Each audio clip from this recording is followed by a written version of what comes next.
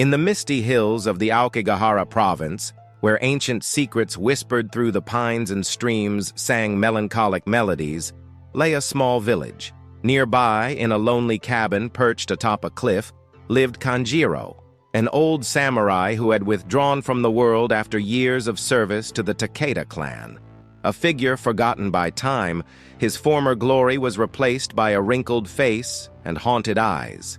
Something was different that night in the silence of the early hours. The breeze, which always carried the scent of cherry blossoms, now bore the sharp tang of iron. Kanjiro woke abruptly. His dreams were once again disturbed by the same recurring nightmare. A battlefield strewn with bodies, and among them, a young man with accusing eyes and a blood-soaked chest, his disciple, Renji.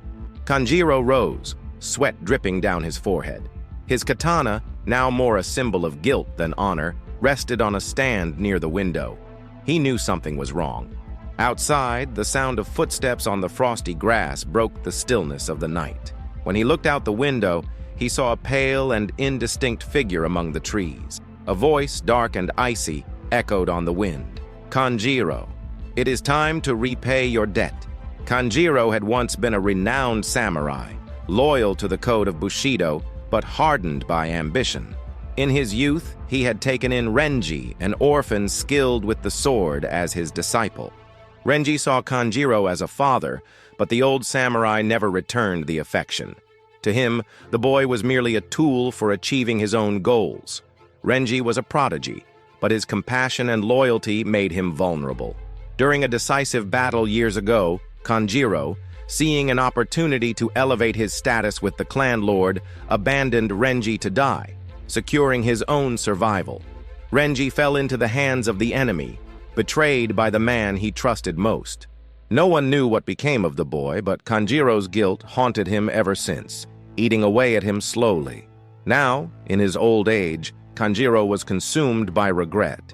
He had abandoned the sword and lived in seclusion, awaiting the gods' forgiveness.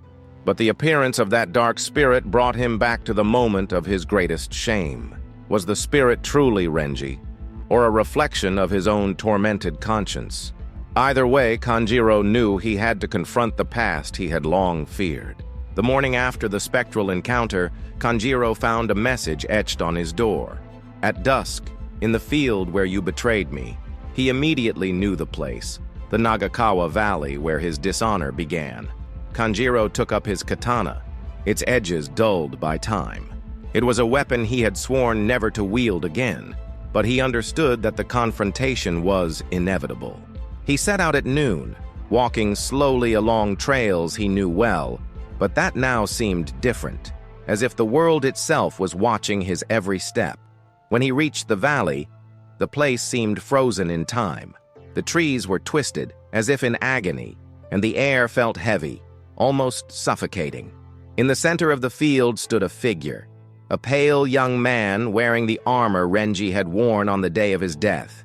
His sword, still stained with dried blood, glowed with an unnatural light.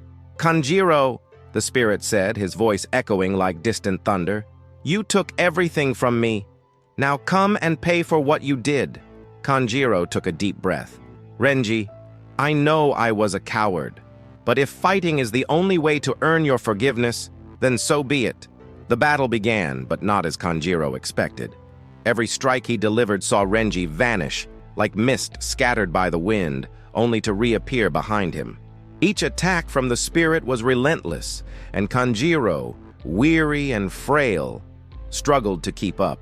Between blows, Renji spoke, his words cutting deeper than any blade. He recounted the betrayal, the cold grip of death, and the loneliness he felt as his blood soaked the battlefield. "You were crueler than my enemies, Kanjiro. You were my father, and yet you betrayed me." Each accusation made Kanjiro's body feel heavier, as if the spirit were draining his strength with the truth. Kanjiro fell to his knees, gasping for breath. "I know I failed you, but I have lived with that failure every single day. There is no punishment greater than the one I've inflicted upon myself." The spirit hesitated, as though Kanjiro's words had struck a chord. Still, Renji raised his sword.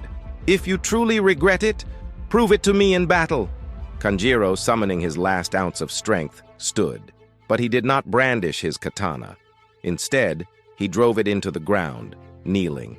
I will not fight you, Renji. I cannot undo what I've done, but I will not taint my remorse with more bloodshed. The spirit froze in place. The fury in his eyes seemed to dissolve, replaced by something more complex. Doubt, perhaps even sorrow. You kneel now. But where was your honor when I needed you?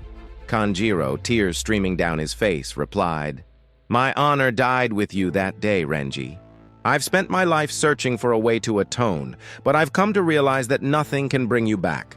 All I can offer now is my life in exchange for forgiveness. Renji moved forward slowly, his sword raised, but something shifted. The wind grew stronger, and the light of the setting sun reflected off the blade. When Renji tried to deliver the final blow, he hesitated. His form began to waver, like a flame flickering in the wind. Do you truly regret, Kanjiro? Or are these just more lies? Kanjiro closed his eyes. I would give my life to give you the chance to live yours. My remorse is genuine, but only you can decide if I am worthy of forgiveness.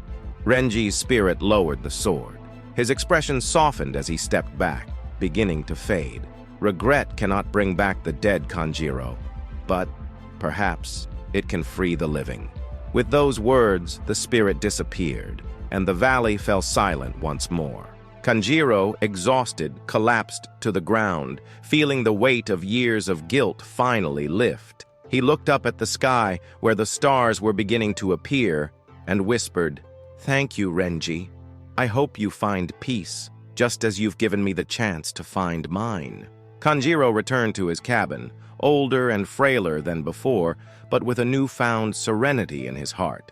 He spent the rest of his days teaching the young about the true meaning of honor, not in winning battles or achieving glory, but in accepting one's flaws and seeking redemption.